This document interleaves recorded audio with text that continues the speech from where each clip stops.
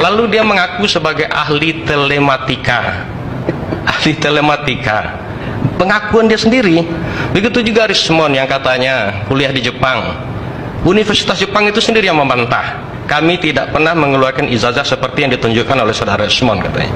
Harus itukah yang kita percaya? Institusi negara kita abaikan, lalu orang-orang yang berkowar ini, yang tidak jelas ini, apakah ini pesanan atau settingan atau apa? Lalu itu yang kita percaya. Akal sehat kita di mana? Ini bangsa besar loh. Indonesia ini bangsa besar. Kata Pak apa tadi itu 287 juta, dan kita cukup diperhitungkan di dunia ini. Jadi saya melihat begini, kasus ini sebetulnya adalah kasus remeh-temeh, betul apa yang dikatakan. Kalau saya melihat ini adalah kasus murahan dan kampungan menurut saya.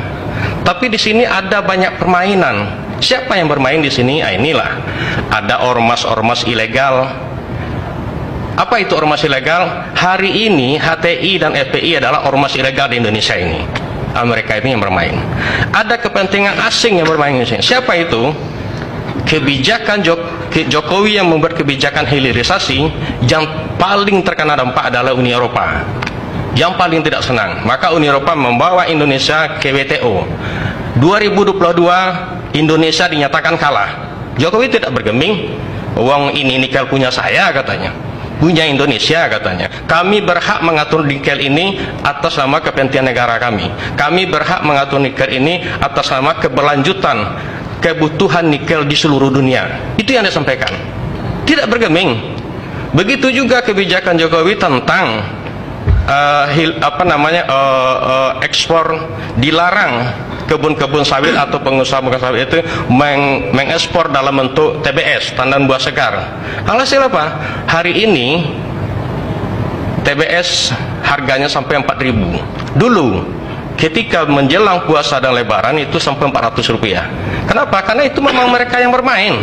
Nah, inilah kepentingan, inilah barangkali yang bukan menurut kacamata saya, tapi dari informasi yang valid juga yang saya sampaikan. Kalau Jokowi tidak bisa menyampaikan seperti itu, ini kepentingan asing, ini kepentingan negara Uni Eropa.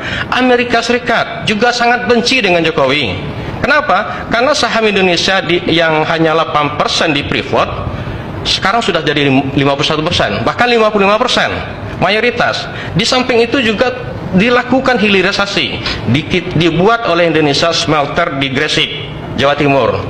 Emas ini begitu diambil di Freeport di Papua, dibawa dulu di Gresik, dimurnikan dulu, diketahui dulu berapa emasnya. Baik, setidaknya poinnya ini ada intervensi asing, permainan asing yang sengaja mengobok-obok bangsa ini. Diikuti oleh media-media lokal ya, dan orang-orang itu dimodali, dikasih tahu, dan kita kalau kami mencurigai ini memang Rasulullah ini adalah orang yang tidak benar.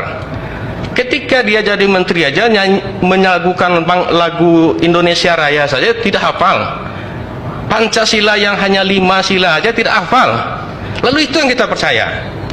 Aduh, saya sudah kehilangan akal sehat seperti itu. Kalau mau hal seperti ini yang kita percaya, dengan mengaku Dr. Rismond yang katanya kuliah di Jepang, Rosurio yang kuliahnya loncat-loncat dari komunikasi ke Kesmas, dan sekarang entah apa lagi. Lalu itu yang kita percaya. Jadi ya sudahlah, ini kayak kalau saya melihat tidak salah S2-nya memang telematika, bukan Kesmas. Apanya? S3-nya. S3-nya telematika. S3-nya belum selesai, telematika. S2-nya Kesmas. Udah dokter dia? Iya, itu silakan aja. S3-nya. Kalau S2-nya Kesmas. Kalau belum dokter, pemalsuan juga dia berarti ya. Pemalsuan juga. Justru mereka berdua inilah dia yang ditambah sama dokter yang perempuan itu satu lagi. Ini yang patut kita curigai. Jadi kalau saya melihat seperti ini ya Bung Nasir, cobalah kita sasaran Jokowi dan Gibran ini adalah, kalau saya melihat ini adalah sebagai sasaran antara. Orang-orang pembenci Jokowi ini berusaha membenturkan Prabowo dengan Jokowi. Saya menyatakan itu tidak akan pernah terjadi. Kenapa? Pertama,